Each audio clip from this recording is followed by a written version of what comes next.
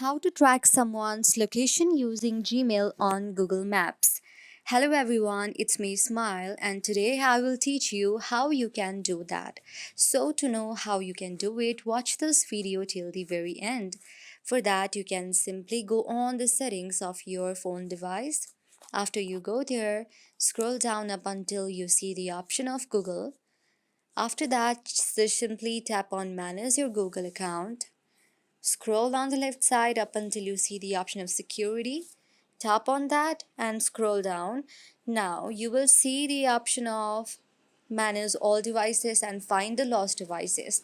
Now when you tap on find a lost devices, you can see where your device is by following the Gmail account that is in your lost device, and you can simply follow the device by using the Google map. Just tap on it and then the Google will direct you to many informations. When you follow all this, it will direct you to Google Maps and you can simply find your device and track anybody.